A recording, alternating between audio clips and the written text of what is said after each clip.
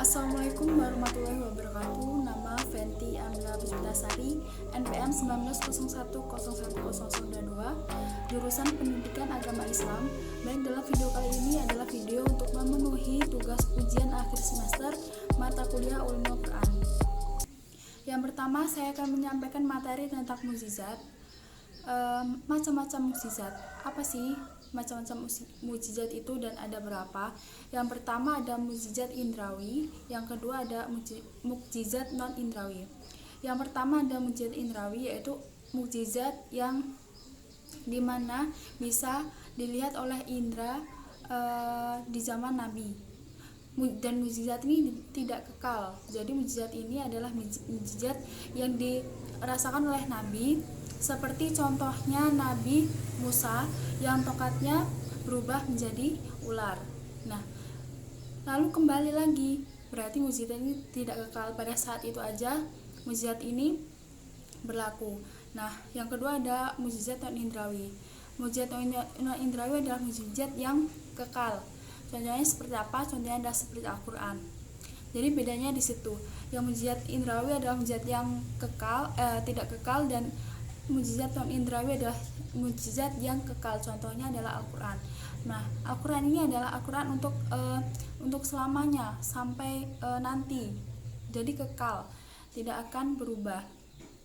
Kalau tadi contohnya tongkatnya Nabi Musa itu akan berubah lagi menjadi tongkat lagi setelah menjadi ular, itu adalah mukjizat yang contohnya tidak kekal. Yang kemudian selanjutnya akan menjelaskan tentang nas dan mansuk. Apa sih nas dan maksud itu? Yang selanjutnya nas itu ada yang diterima dan ada yang ditolak. Yang pertama ada yang menerima nas. Yang ada menerima nas ini contohnya dia adalah yang bisa diterima oleh akal, dan itu sudah ditentukan oleh syarat-syaratnya. Jadi sudah ditetapkan dan sudah ditentukan syarat-syaratnya, tidak berubah. Jadi yang diterima oleh akal ini adalah nas. Dan ada juga yang ditolak. Apa sih yang ditolak itu? Ulama lain juga menolak nas ini. Nah, ulama siapa saja yang menolak nas ini? Ulama yang pertama menolak nas ini adalah Abu Muslim al-Isfahani. Beliau adalah yang menolak nas. Nah, disusul oleh ulama-ulama lainnya. Jadi nas ini ada yang menerima nas dan ada yang menolak nas. Yang selanjutnya akan membahas tentang kisos. Apa sih itu kisos?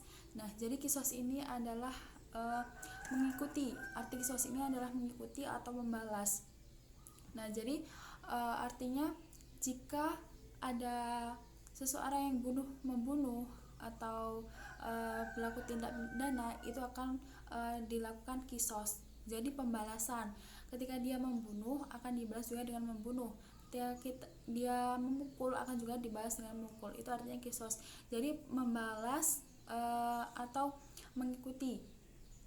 Membalas artinya apa? Membalas penumpahan darah tersebut yang sudah dilakukan. Jadi balas membalas. Ketika dia bunuh, dia juga harus dikisos dengan hukuman dibunuh juga.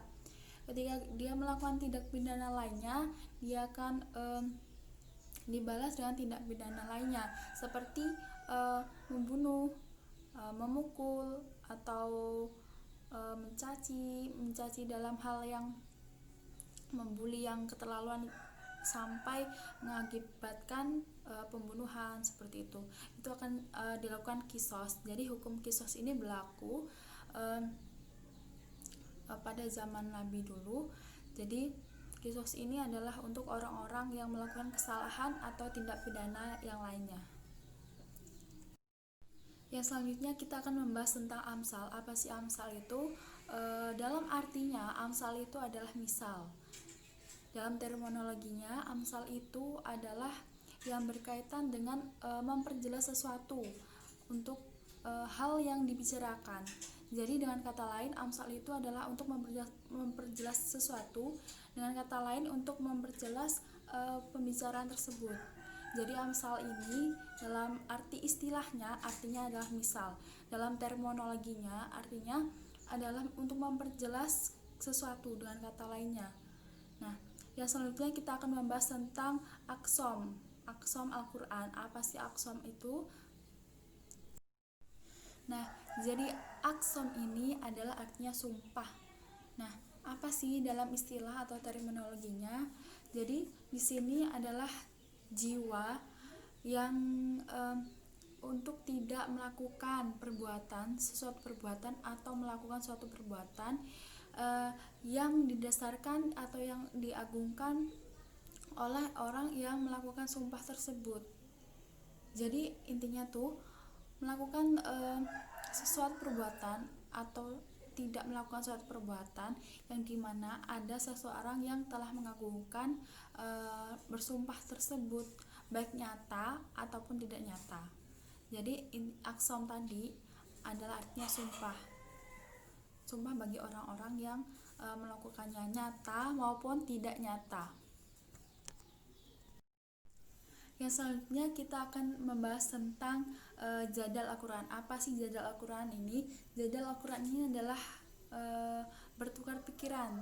Jadi dalam istilahnya jadal Al-Quran ini bertukar pikiran dengan lawan. Jadi untuk berdebat, berdiskusi dengan yang lawan semula berpikiran seperti itu dialihkan berdebat. Maksudnya dengan lawan itu berpikiran seperti itu, nantinya lawan itu tidak akan berpikir seperti itu lagi. Jadi bertukar pikiran antara kita dengan lawan. Jadi intinya jadal ini yang bertukar pikiran untuk menentukan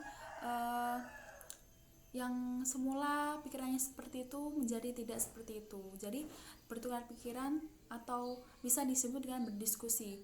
Namun di sini berdiskusi dengan cara yang semulanya berpikiran yang seperti itu akan merubah pikiran lawan.